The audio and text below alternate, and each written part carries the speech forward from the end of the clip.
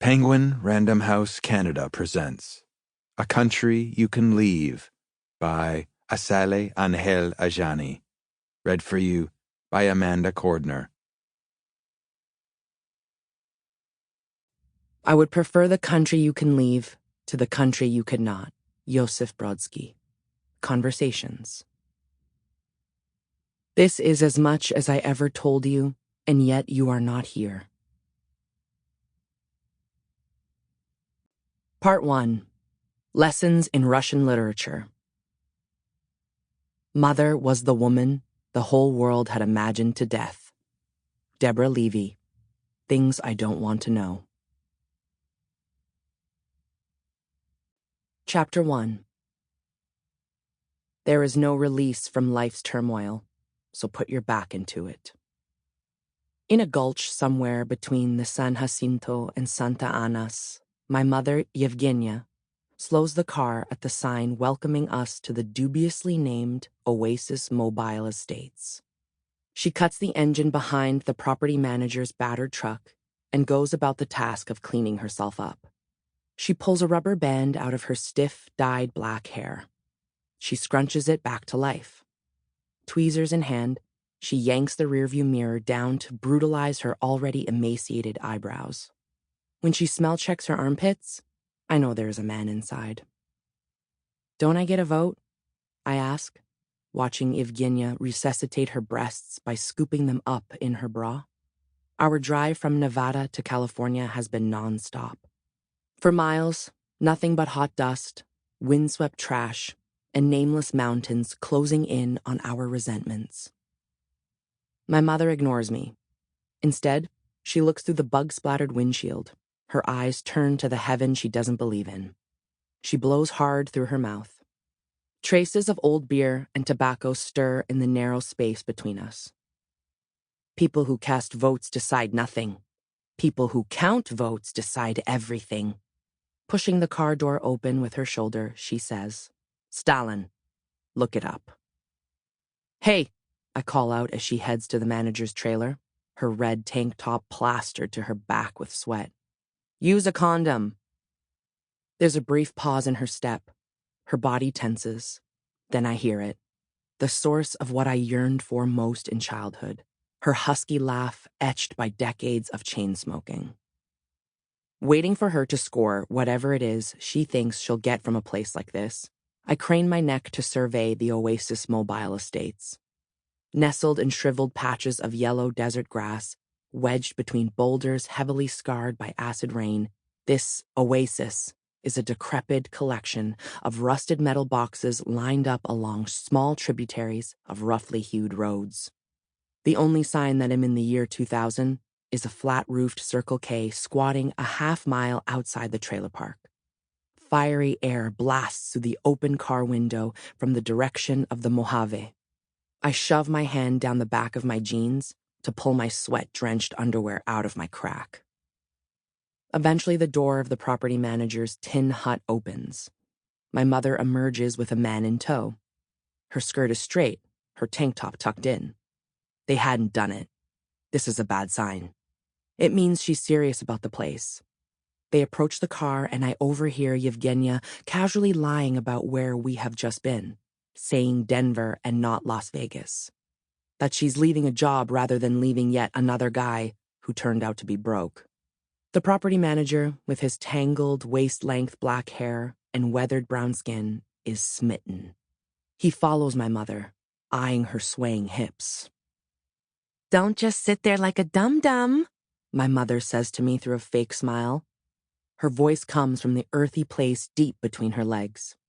It drips with allure, turned up by the presence of a man who has something she wants. "Get out of the car. Say hello to Carlos." Out of habit, I do as she says. But inside I smolder. I raise my hand in a half-hearted greeting. Yevgenia glares. "This is my daughter, Lara," she says. And I wait for it. Maybe secretly Yevgenia does too. The scrutiny of a white woman with a black child. There. Carlos's eyes flick between me and my mother. The appraisal of biological proximity.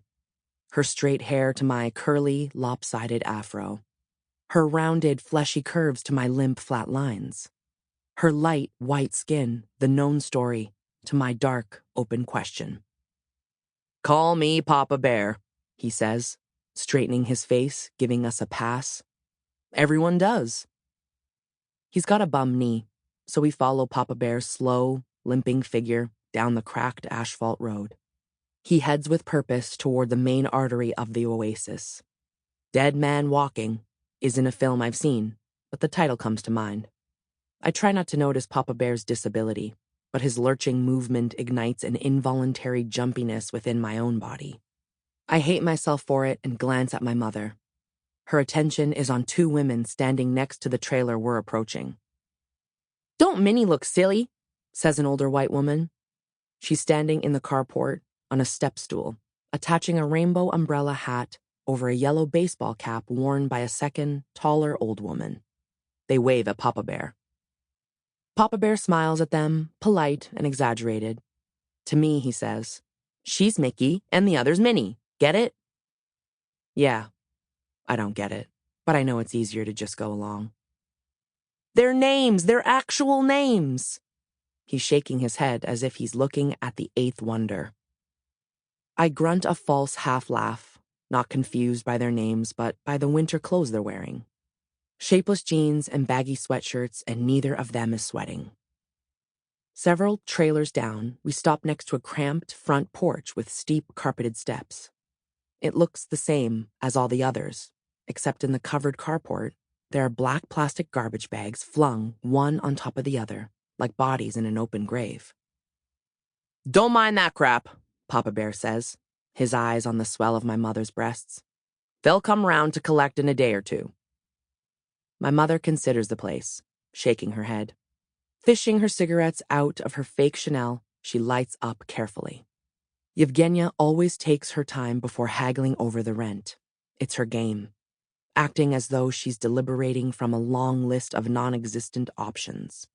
She sighs, annoyed, glancing at the mess in the carport, pretending those bags interrupt some big plan of hers.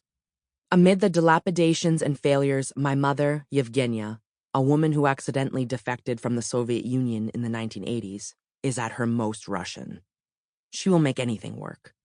A broken washing machine, a flat tire, a foreign country. This. I don't want to be here, but it's not like I'm at risk of running away, though my mother wouldn't care.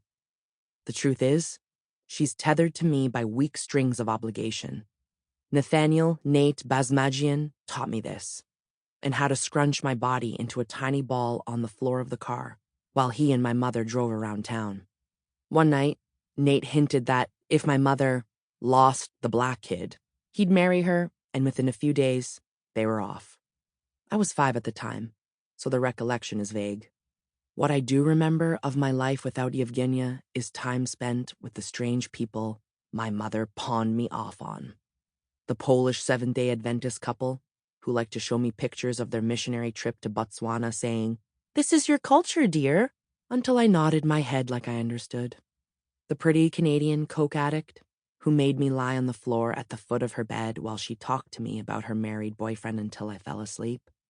Then there was the large family from Guam who worked me like a slave and called me Neklonyamu, black mosquito, in their Chamorro language, which was amazing that they even knew those words, the 11-year-old cousin told me, since the U.S. burned all the dictionaries in his country. So not exactly foster care, but something like it. Acquaintances from Yevgenia's various jobs, people who owed her a favor. She exhausted everyone with promises she would send more money, be back soon. She was gone for nearly 2 years, supposedly embarking on a new life in Scottsdale as a blonde named Evie, who played mixed doubles every Saturday.